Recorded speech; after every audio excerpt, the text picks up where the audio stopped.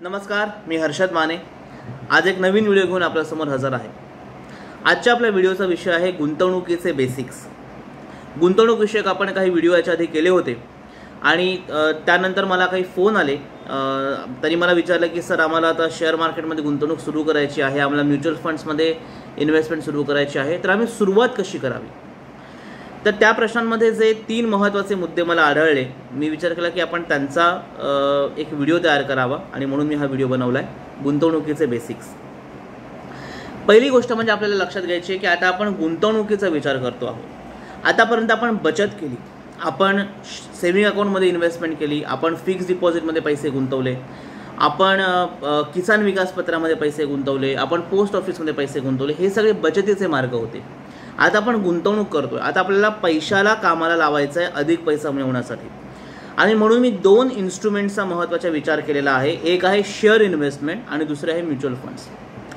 Value इन्व्हेस्टिंगमध्ये आपण पाहिलं होतं त्या व्हिडिओमध्ये की कशा रीतीने तुम्ही चांगल्या कंपन्यांमध्ये 20 वर्ष जर तुम्ही गुंतवणूक करून ठेवलीत तर कशा पद्धतीने तुम्हाला त्याचे रिटर्न्स मिळतात।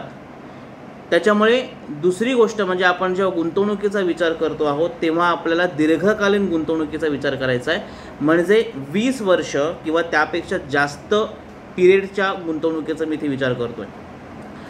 तर या अनुषंगाने आपण सुरुवात करूया की आपण गुंतवणूक कशी सुरू करू शकतो। आपण पहिल्यांदा घेऊया शेअर मार्केटमधली गुंतवणूक। आता जर तुम्हाला शेअर मार्केटमध्ये इन्व्हेस्टमेंट करायची आहे तर तुम्हाला सगळ्यात पहिली गोष्ट जी केली पाहिजे ती म्हणजे तुम्हाला तुमचं डीमॅट आणि ट्रेडिंग अकाउंट उघडलं पाहिजे।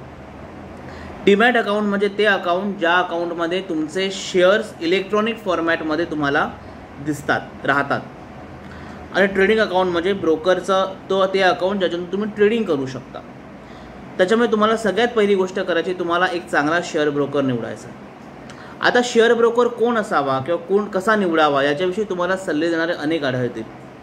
अनेक जण म्हणतील की तुम्ही हा शेअर ब्रोकर घ्या, तुम्ही हा शेअर ब्रोकर घ्या। आता हे शेअर ब्रोकर जे सिलेक्शन जे आहे ते त्याच्यामध्ये सगळ्यात महत्त्वाची गोष्ट कुठली ठरते तर ती असते त्यांच्यासाठी ब्रोकरेज। आता सध्याच्या कॉम्पिटिटिव्ह वर्ल्डमध्ये ऑलमोस्ट सगळ्या शेअर ब्रोकर्सचं ब्रोकरेज हे एका सारख्या लेवलला आलेलं आहे। त्याच्यामध्ये अगदी थोड्या पॉईंट्सचा काही फरक असू शकेल, पण हा पॉईंट्सचा जो फरक आहे हा कोणासाठी महत्त्वाचा आहे? हा महत्त्वाचा आहे जे लोक डे ट्रेडिंग करत आहेत किंवा जे लोक ऑप्शन्स आणि फ्युचर्समध्ये इन्व्हेस्टमेंट करत आहेत, जे लोक डेरिव्हेटिव्समध्ये इन्व्हेस्टमेंट करत आहेत, त्यांच्यासाठी हा पॉईंटचा फरक फार महत्त्वाचा असतो। पण आपण दीर्घकालीन गुंतवणुकीचा विचार करतो आहोत, आपण आज केलेली गुंतवणूक 20 वर्षानंतर काढणार आहोत। त्याच्यामुळे आपण त्या पॉईंट्सच्या ब्रोकरेजच्या फरकाचा एवढा विचार करण्याची आवश्यकता नाही। त्याच्यामुळे तुम्ही कुठलाही चांगला ब्रोकर निवडा। तो ब्रोकर तुमचा ट्रेडिशनल ब्रोकर असेल, तुमच्या ओळखीतला ब्रोकर असेल, किंवा जर तो तसा नसेल तर तुम्ही ऑनलाईन एखाद्या ब्रोकरेज फर्मकडे जाऊ शकता। जसं एंजल ब्रोकिंग आहे, ICICI आहे, HDFC सिक्युरिटीज आहे, IIFL आहे, शेअर खान आहे, तुम्ही ह्यांच्याकडे जाऊ शकता। यांच्याकडे तुम्ही अकाउंट ओपन करून तुम्ही स्वतः इन्व्हेस्टमेंट करू शकता। त्याच्यामुळे तुम्ही ह्या कुठल्याही 2 पैकी एका मार्गाचा अवलंब करा। तुम्ही कुठलाही एक ब्रोकर फर्म निवडा तुम्ही, आणि तुम्ही तिकडे ट्रेडिंग अकाउंट आणि डीमॅट अकाउंट उघडा। ती प्रोसेस फार सोपी असते। तुमचं पॅन कार्ड आणि तुमचं आधार कार्ड तुम्ही दिलं की तुम्हाला तुमचं ट्रेडिंग अकाउंट आणि डीमॅट अकाउंट ओपन करता येतं। आता याच्या पुढची गोष्ट अशी की आपल्याला कुठल्या कंपन्यांमध्ये गुंतवणूक करायची आहे त्याचा विचार करायचा आहे। व्हॅल्यू इन्व्हेस्टिंगच्या व्हिडिओमध्ये आपण याचा बऱ्यापैकी उहापोह केला आहे की कोणकोणत्या चांगल्या कंपन्या आहेत, त्या चांगल्या कंपन्यांमध्ये तुम्ही गुंतवणूक केलीत आणि ते 20 वर्ष ठेवली तर कशा पद्धतीने त्यांचे तुम्हाला बेनिफिट्स मिळतात। त्याच्यामुळे त्या चांगल्या कंपन्यांचा आपण विचार केलेला आहे, आणि या सगळ्या मोठ्या कंपन्या आहेत की ज्या मागची 20 वर्ष 25 वर्ष या मार्केटमध्ये आहेत किंवा भारतामध्ये अस्तित्वामध्ये आहेत, बिझनेस करत आहेत, आणि पुढची 20-25 वर्ष 30 वर्ष त्या राहणार आहेत। पण काही अशा सुद्धा कंपन्या असू शकतात की ज्या कंपन्या आज लहान आहेत, म्हणजे मी फंडामेंटली स्ट्रॉंग कंपन्यांविषयी म्हणतोय, मी पेनी स्टॉक विषयी बोलत नाही आहे। ज्या कंपन्या आज लहान आहेत पण त्या कंपन्या पॉसिबली पुढच्या 20 वर्षांमध्ये फार मोठ्या होऊ शकतात। अशा कंपन्यांसाठी तुम्हाला रिसर्च करावा लागेल, आणि हा रिसर्च करण्यासाठी तुम्ही मनी लाईफ किंवा कॅपिटल मार्केट असे जे मॅगझिन्स आहेत की जे पूर्णपणे शेअर मार्केटला वाहिलेले आहेत, असे मॅगझिन्स तुम्ही रिफर करू शकता, ते मॅगझिन्स तुम्ही वाचू शकता.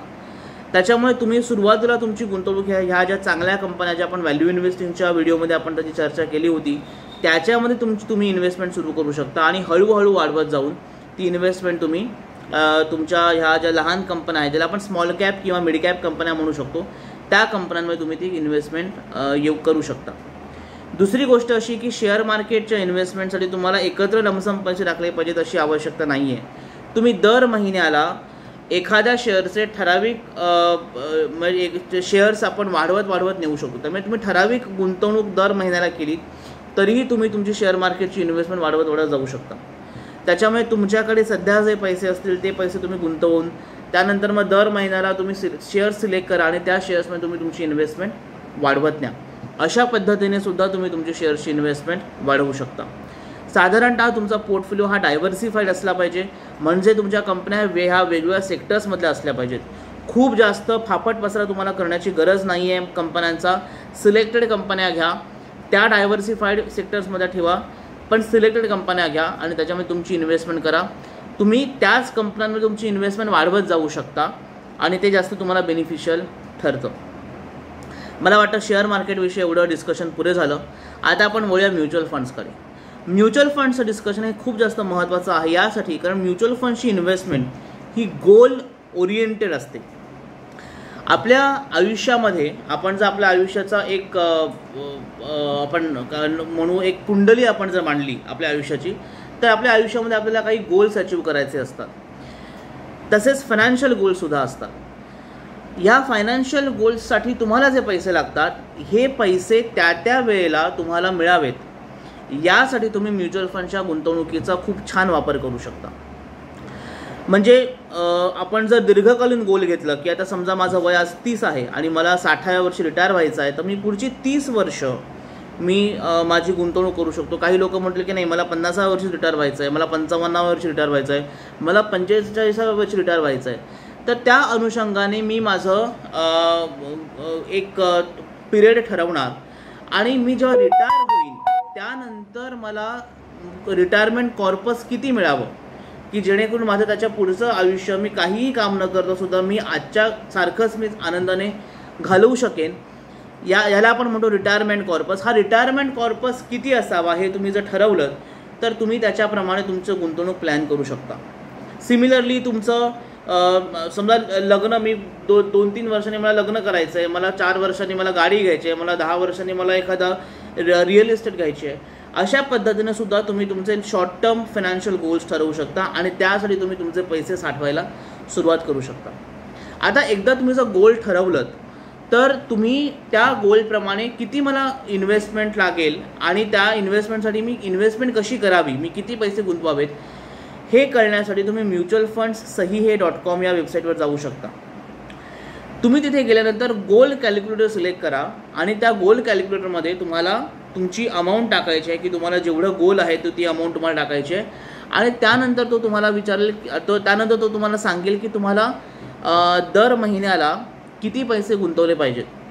त्यासाठी तो तुम्हाला पहिल्यांदा विचारेल की तुमचा पिरियड किती आहे. सो समजा आता बाय डिफॉल्ट तिकडे 20 वर्षांचा पिरियड आहे आणि 1 कोटीची अमाऊंट आहे आणि 15% दर वर्षाला रिटर्न्स मिळेल असं त्यांनी दिलेलं आहे. आता हे 15% रिटर्न्स तुम्ही घेऊ नका, तुम्ही ते 12% करा. तुम्ही अधिक कन्झर्वेटिव्ह व्हा आणि तुम्ही ह्या 20 वर्षांचा समजा आपण पिरियड ठेवलात रिटायरमेंटचा तर तुम्हाला कळू शकेल की 1 कोटी गुंतवण्यासाठी तुम्हाला किती दर महिन्याला इन्व्हेस्टमेंट करण्याची आवश्यकता आहे. अशाच पद्धतीने तुम्ही 10 वर्षांचा पिरियड घेऊन शॉर्ट टर्म गोल्ससाठी 5 वर्षांचा पिरियड घेऊन सुद्धा तुम्ही ते अमाऊंट ठेवून तुम्ही तुमची दर महिन्याची इन्व्हेस्टमेंट बघू शकता आणि प्रत्येक फायनान्शियल गोलसाठी तुम्ही वेगवेगळ्या SIP सुरू करू शकता. तुम्ही रिटायरमेंट प्लॅनिंगसाठी जो SIP निवडला असेल त्याच्यामध्ये तुम्हाला समजा एखाद्या वर्षी 2 वर्षांनी 5 वर्षांनी तुम्हाला जर एखादी अमाऊंट मिळाली ॲडिशनल ती तुम्ही त्याच्यामध्ये त्याच फोलिओमध्ये तुम्ही ती गुंतवू सुद्धा शकता. त्याच्यामुळे तुम्हाला ती जो तुमचा पिरियड आहे त्या पिरियडच्या आधीच तुम्हाला ती इन्व्हेस्टमेंट करणं शक्य होईल आणि तुमचं ते गोल तुम्हाला लवकर अचीव करणं सुद्धा तुम्हाला शक्य होईल. पण आपण ह्या 20 वर्षांचा कालावधी ठरवला आहे ह्या म्युच्युअल फंड इन्व्हेस्टमेंटसाठी आणि आता पुढचा प्रश्न पडतो आपल्याला की आपण ह्याच्यामध्ये लमसम इन्व्हेस्टमेंट करायची की आपण त्याच्यामध्ये मंथली इन्व्हेस्टमेंट करायची. म्युच्युअल फंड्स ॲडवायझर्स जे आहेत किंवा तुम्ही म्युच्युअल फंड्सबद्दल जे काही लिटरेचर वाचाल, तुम्हाला बहुतांशी लिटरेचर हे तुम्हाला हेच सांगेल की तुम्ही SIP केला पाहिजे. SIPचा अर्थ सिस्टमॅटिक इन्व्हेस्टमेंट प्लॅन. तुम्ही दर महिन्याला ठराविक अमाऊंट जर म्युच्युअल फंडमध्ये गुंतवलीत तर त्याचे खूप छान रिटर्न्स तुम्हाला मिळू शकतात. तुम्ही या म्युच्युअल फंड सह्य.com वर जाऊन ते पाहू शकता की तुम्ही गोल कॅल्क्युलेटरवर तुम्ही गोल निवडलं, 20% पिरियड निवडला तर तुम्हाला दर महिन्याला किती कमी अमाऊंटमध्ये सुद्धा तुम्हाला ते गोल अचीव होताना दिसू शकतं. त्याच्यामुळे तुम्हाला सिस्टमॅटिक इन्व्हेस्टमेंट दर महिन्याला करणं हे ॲडवायझेबल आहे म्युच्युअल फंड्समध्ये. ही इन्व्हेस्टमेंट किती असावी, तर ही इन्व्हेस्टमेंट अगदी मिनिमम 500 रुपयेसुद्धा असू शकते. 500च्या वर तुम्ही कितीही गुंतवू शकता. त्याच्यामुळे तुमची जी सध्याची इन्व्हेस्टमेंट ॲपेटाईट असेल त्याप्रमाणे तुम्ही गुंतवणूक करायला किमान सुरू करू शकता आणि तुमचं जे गोल असेल त्या गोलप्रमाणे तुम्ही ती SIP निवडू शकता. त्याच्यामुळे आज तुम्हाला जर असं वाटत असेल की अरे नाही माझ्याकडे पैसे नाही आहेत, माझ्याकडे मला दर महिन्याला गुंतवायला हे नाही आहेत आणि तुम्ही गोल कॅल्क्युलेटरचा तुम्ही विचार करत नसाल तरीसुद्धा हे ॲडवायझेबल आहे की तुम्ही किमान 500 रुपये तरी म्युच्युअल फंड्समध्ये गुंतवणूक सुरू केलं पाहिजेत आणि मग ही अमाऊंट तुम्ही वाढवत जाऊ शकता. तुम्ही अजून ॲडिशनल SIP सुरू करू शकता. जसं जसं तुमचं इन्कम वाढेल त्याप्रमाणे तुम्ही करू शकता. पण गुंतवणुकीची ही शिस्त तुम्हाला लागणं आवश्यक आहे आणि यासाठी म्युच्युअल फंड्स तुम्हाला खूप छान मदत करतात. सो आपण पाहिलं की आपल्याला म्युच्युअल फंड्समध्ये गुंतवणूक करण्यासाठी आपल्याला आपल्या आयुष्याची कुंडली मांडावी लागते आणि त्या कुंडलीमध्ये तुम्ही वेगवेगळे गोल्स घेऊ शकता. रिटायरमेंट कॉर्पस मला किती हवा आहे, मला रिअल इस्टेटमध्ये इन्व्हेस्टमेंट करायची आहे, मला माझ्या मुलासाठी इन्व्हेस्टमेंट करायची आहे. त्याच्यामुळे आज मूल झाल्यानंतर त्याच्या 15 वर्षानंतर 18 वर्षानंतर त्याच्या 10वी किंवा 12वीला मला एवढे पैसे लागणार आहेत. अशा पद्धतीने तुम्ही तुमची गुंतवणुकीची गोल्स तुमचे सिलेक्ट करू शकता. पण जसं मगाशी म्हटल्याप्रमाणे तुमचं समजा काही सध्या गोल तुमचं नसेल किंवा तुम्ही गोलप्रमाणे गुंतवणूक करू शकत नसाल तरीसुद्धा तुम्ही किमान एकदा म्युच्युअल फंड सह्य.com वर जा, तुमचं गोल कॅल्क्युलेशन तिकडे मांडा, त्याच्याप्रमाणे तुम्हाला किती दर महिन्याला इन्व्हेस्टमेंट करावी लागते ते तुम्ही पहा आणि जर तेवढंही तुम्हाला करणं सध्या शक्य नसेल तर किमान 500 रुपयाने तरी तुम्ही म्युच्युअल फंड्समध्ये SIP सुरू करा. तुम्हाला जर म्युच्युअल फंडमध्ये लमसम गुंतवणूक करायची असेल तर तुम्हाला किमान 5,000ची गुंतवणूक करावी लागते. सो आपण मला वाटतं म्युच्युअल फंड्सबद्दल सुद्धा आपण बऱ्यापैकी बोलू. आता पुढचा एक त्याच्यामध्ये प्रश्न असा होता की आम्ही कुठले म्युच्युअल फंड्स निवडावेत. आता कुठले म्युच्युअल फंड्स निवडावेत याच्या आधी मला एक महत्त्वाचा प्रश्न इथे घ्यायचा आहे की म्युच्युअल फंड्समध्ये मी डायरेक्ट गुंतवणूक करावी, ज्याला डायरेक्ट प्लॅन असं म्हणतात, की मी एखाद्या गुंतवणूक सल्लागाराकडे जाऊन त्याच्याकडून गुंतवणूक करून घ्यावी.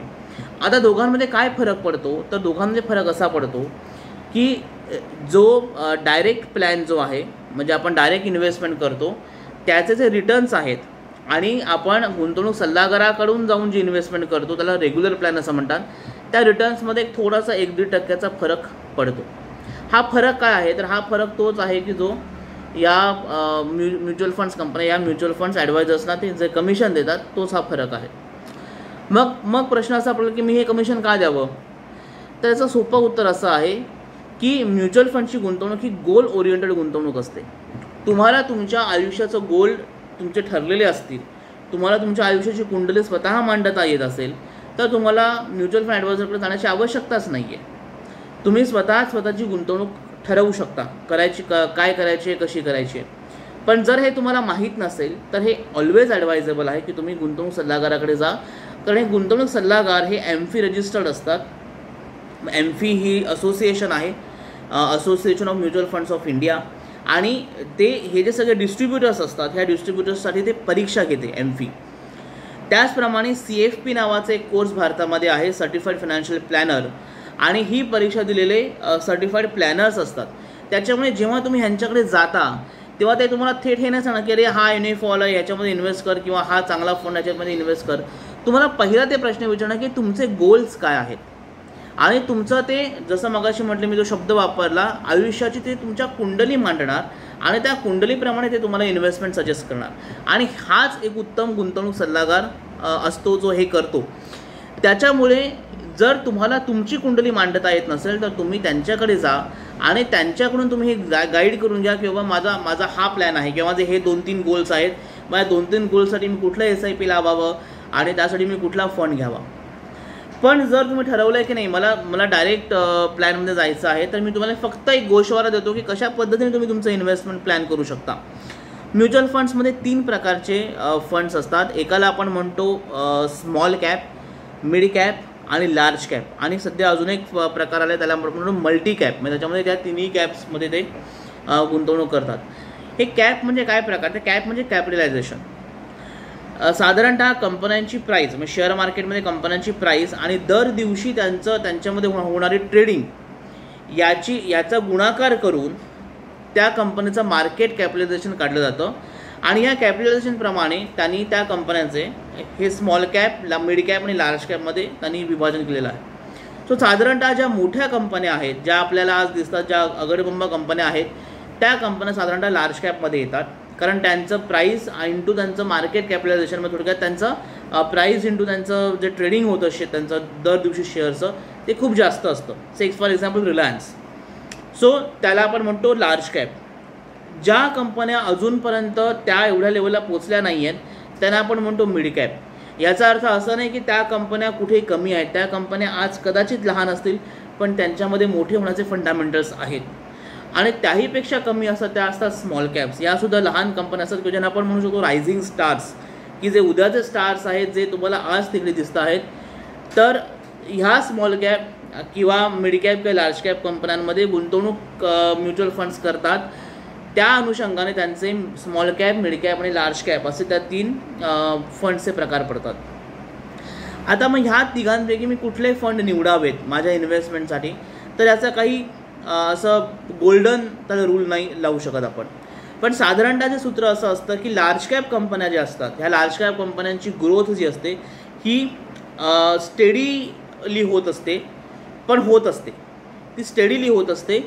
आणि त्यांच्यामधली इन्व्हेस्टमेंट ही बऱ्यापैकी स्टेबल समजली जाते. ती फार पडत नाही. म्हणजे मार्केट पडलं तर लार्ज कॅप कंपन्या फार वेगाने पडल्या असं होत नाही. त्या पडतात पण त्या कमी पडतात. सगळ्यात व्हॉलेटाईल जे असतात ते असतात स्मॉल कॅप्स. ते पटापट वाढतात, पटापट पडतात. मिड कॅप कंपन्या ज्या असतात ह्या त्याच्यामध्ये असतात. त्याच्यामुळे साधारणतः तुम्हाला जर ॲग्रेसिव्ह इन्व्हेस्टमेंट करायची, जर मार्केट वाढणार आहे हा तुमचा गोल आहे किंवा हे तुम्हाला माहिती आहे आणि तुम्हाला ॲग्रेसिव्ह इन्व्हेस्टमेंट करायची आहे, तर तुम्हाला स्मॉल कॅपमध्ये इन्व्हेस्टमेंट करणं हे सांगितलं जातं की तुम्ही स्मॉल कॅपमध्ये इन्व्हेस्टमेंट करा, पण त्यात रिस्क असते. आणि जर तुम्हाला स्टेडी ग्रोथ हवा असेल तर तुम्हाला लार्ज कॅपमध्ये इन्व्हेस्टमेंट करायची असते. त्याच्यामुळे साधारणतः म्युच्युअल फंड ॲडवायझर्स असं करतात की तुम्हाला जर लॉंग टर्म द्यायचं असेल तर तुम्हाला 2 फंड सांगतील. एक असेल समजा लार्ज कॅप किंवा मल्टी कॅप फंड आणि एक असेल स्मॉल कॅप फंड. अर्थात याचा काही गोल्डन रूल नाही आहे. याच्यामध्ये अनेक परम्युटेशन कॉम्बिनेशन आपण करू शकतो आणि त्याच्यामुळे असं पण सांगू शकत नाही की आपण हाच फंड घेतला पाहिजे किंवा तोच फंड घेतला पाहिजे. पण साधारणतः हा रूल असतो की तुम्हाला जर लॉंग टर्मची इन्व्हेस्टमेंट करायची आहे तर तुम्ही लार्ज कॅप तुमच्या फंडमध्ये असला पाहिजे, कारण तो तुम्हाला स्टेडीनेस देतो तुमच्या ग्रोथला. आणि स्मॉल कॅप जो असतो तो तुमच्या ग्रोथला ॲग्रेशन देतो. त्याच्यामुळे तुम्ही दोघांचा त्याच्यामध्ये मिलाफ घेऊ शकता. आता अर्थात काही मल्टी कॅप फंड्स आहेत त्याच्यामध्ये तुम्ही इन्व्हेस्टमेंट करू शकता. त्याच्यामुळे म्हणून इथे म्युच्युअल फंड ॲडवायझरचा रोल फार महत्त्वाचा ठरतो, कारण तो तुम्हाला एक्झॅक्टली सांगू शकतो की बाबा तुमच्या गरजेप्रमाणे किंवा तुमच्या इन्व्हेस्टमेंट ॲपेटाईटप्रमाणे किंवा तुमच्या रिस्क ॲपेटाईटप्रमाणे तुम्ही कुठले फंड्स घेतले पाहिजेत. पण जर तुम्ही स्वतः गुंतवणूक करणार असाल तर साधारणतः मी सांगितल्याप्रमाणे तुम्ही लार्ज कॅप आणि स्मॉल कॅप आणि मिड कॅप यांचं तुम्ही चांगलं जर मिश्रण घेतलं तर त्याचं तुम्हाला चांगले फायदे मिळू शकतात. आता लार्ज कॅप, मिड कॅप आणि स्मॉल कॅप विषयी आपण पाहिलं. आता त्याच्या पुढचा प्रश्न जो येतो तो असा आहे की यामध्ये मी किती गुंतवणूक करावी. आता ह्यामध्ये मी किती गुंतवणूक करावी किंवा इव्हन शेअर्समध्ये सुद्धा मी किती गुंतवणूक करावी हा प्रश्न खूप सब्जेक्टिव्ह आहे. की माझी कदाचित इन्व्हेस्टमेंट करण्याची कॅपॅसिटी ही कदाचित एक्स अमाऊंट असेल, पण आपल्याला ही गुंतवणूक दीर्घकालीन करायची आहे.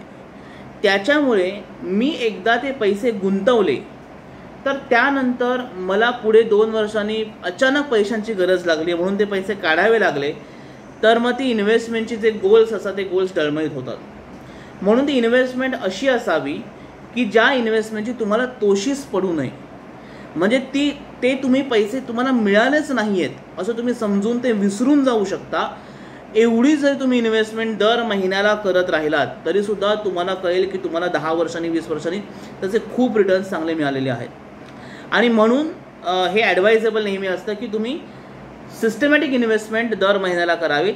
लमसम जर तुम्हाला इन्व्हेस्टमेंट करता येत नसेल, एखादा विंडफॉल गेन झाला, एखादे पैसे अचानक मिळाले, ते तुम्ही पैसे गुंतवून टाकलेत. बऱ्याचदा असं होतं की एखादे पैसे आपल्याला मिळतात की जे तुमच्या म्हणजे अनपेक्षित तुम्हाला असतात, बोनस तुम्हाला असतो आणि तुम्ही असं म्हणता की चला मी असं समजेन की हे पैसे मला मिळालेच नाही आहेत आणि ते तुम्ही पैसे गुंतवून टाकले आणि तुम्ही विसरून गेलात.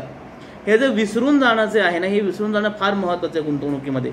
तर तुम्हाला त्याचे चांगले रिटर्न्स मिळू शकतात. तुम्हाला जर सतत असं वाटत राहिलं की अरे हे पैसे म्हणजे तिकडे आहेत आहेत आहेत, तर तुम्हाला कधीतरी ते काढण्याचा मोह होऊ शकतो आणि बऱ्याचदा SIP अशा ब्रेक होतात.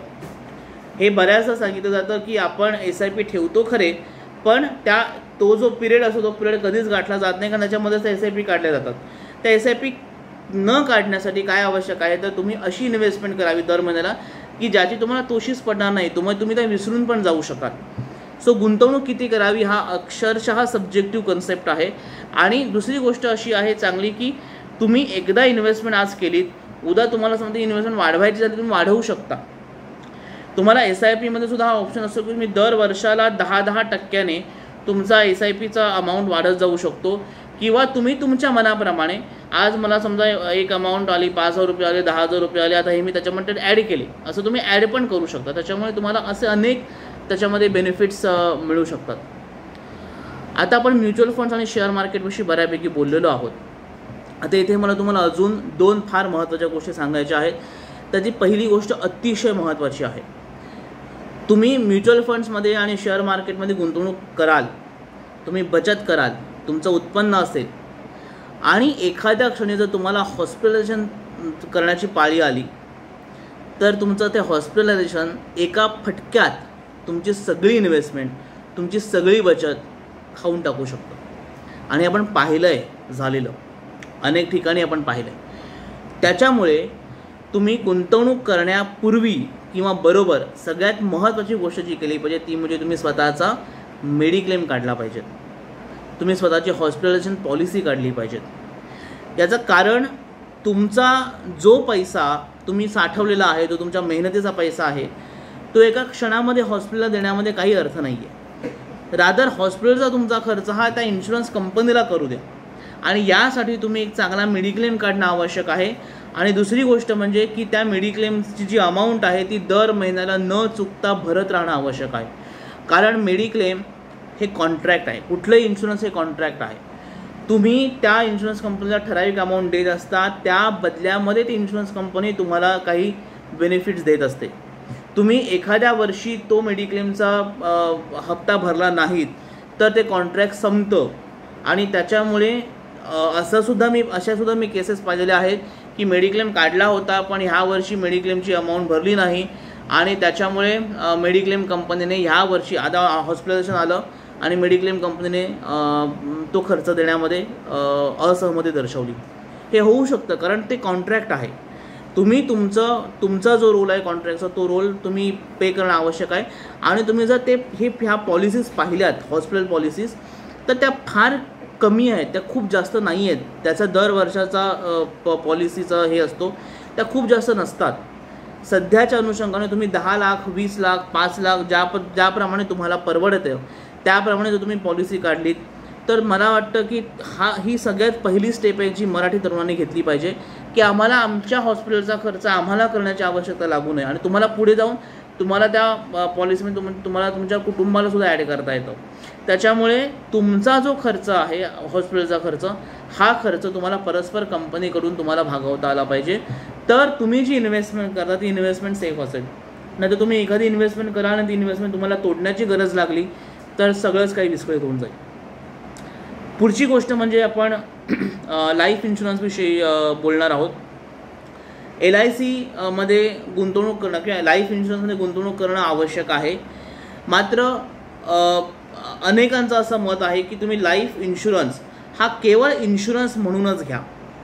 म्हणजे बऱ्याचदा लाईफ इन्शुरन्समधून आपण इन्व्हेस्टमेंट पण करू अशा पॉलिसीज काही असतात. पण बऱ्याचशा गुंतवणूक सल्लागारांचं असं मत असतं की त्या पॉलिसीज घेणं अयोग्य आहे. तुम्ही इन्शुरन्सकडे इन्शुरन्स म्हणूनच पहा आणि म्हणून टर्म पॉलिसी घेणं तुम्हाला अतिशय आवश्यक आहे. तुम्हाला तुमच्याच गेल्यानंतर तुमच्या कुटुंबियांना एक ठराविक रक्कम मिळाली पाहिजे, या अनुषंगाने तुम्हाला ती पॉलिसी घ्यायची आहे आणि ना की मला ती इन्व्हेस्टमेंट करायची. कारण इन्व्हेस्टमेंटसाठी तुमच्याकडे म्युच्युअल फंड्स आहेत. तुम्ही म्युच्युअल फंड्स योग्य पद्धतीने मॅनेज केलेत तर तुम्हाला एका ठराविक वर्षानंतर एक ठराविक अमाऊंट तुम्हाला म्हणजे तुमच्या कुटुंबाला मिळेल वापरायला आणि त्याच्यामुळे तुम्हाला तुमच्या कुटुंबाला देण्यासाठी तुम्हाला वेगळ्या अमाऊंटची आवश्यकता लागणार नाही. पण तुम्ही टर्म पॉलिसी घेतली तर तुम्ही पाहाल की टर्म पॉलिसीचे जो पॉलिसी प्रीमियम आहे हा कमी आहे. एंडॉमेंट पॉलिसीपेक्षा टर्म पॉलिसी प्रीमियम कमी आहे. त्याच्यामुळे हॉस्पिटलायझेशन पॉलिसी आणि टर्म पॉलिसी या दोन पॉलिसी अतिशय महत्त्वाच्या आहेत तुमच्या गुंतवणुकीबरोबरच. मला असं वाटतं की आता आपण बऱ्यापैकी त्याचा परामर्श घेतलेला आहे. आपण पुन्हा एकदा गोषवारा घेऊया. मला शेअर मार्केटमध्ये इन्व्हेस्टमेंट करायची आहे तर मला अगोदर डीमॅट अकाउंट ओपन केलं पाहिजे, मला ट्रेडिंग अकाउंट ओपन केला पाहिजे आणि या डीमॅट आणि ट्रेडिंग अकाउंट किंवा या शेअर इन्व्हेस्टमेंटमध्ये मी लमसम इन्व्हेस्टमेंट करू शकतो. पण मी दर महिन्याला सिस्टमॅटिक इक्विटी प्लॅन घेऊन इन्व्हेस्टमेंट करणं हे अतिशय चांगलं आहे आणि ही स्वतःला घालून घेतलेली आपण शिस्त आहे की आपण दर महिन्याला आपण शेअर मार्केटमध्ये गुंतवणूक करतो आहोत. दुसरं म्हणजे आपण म्युच्युअल फंडची गुंतवणूक बघितली ज्याच्यामध्ये सुद्धा SIP करणं हे फार ॲडवायजेबल आहे. कारण SIPमध्ये तुम्हाला दोन्ही बेनिफिट्स मिळतात. मार्केट पडलं तर तुम्हाला जास्त युनिट्स मिळतात त्या महिन्यामध्ये आणि मार्केट वाढेल तेव्हा तुमची इन्व्हेस्टमेंटची व्हॅल्यू वाढते. त्याच्यामुळे तुम्हाला SIP हा खूप छान ऑप्शन आहे. तिसरं आपण पाहिलं की मेडिक्लेम घेणं अतिशय आवश्यक आहे. कारण तुमची सगळी इन्व्हेस्टमेंट ही सगळी मेहनत ही तुमची एका क्षणामध्ये फुर होऊ शकते, ते करणं अयोग्य आहे. आणि चौथी गोष्ट म्हणजे तुमचे टर्म पॉलिसी तुम्हाला घेणं अतिशय आवश्यक आहे. पुन्हा भेटूया नवीन व्हिडिओसह. तोपर्यंत जय हिंद, जय महाराष्ट्र.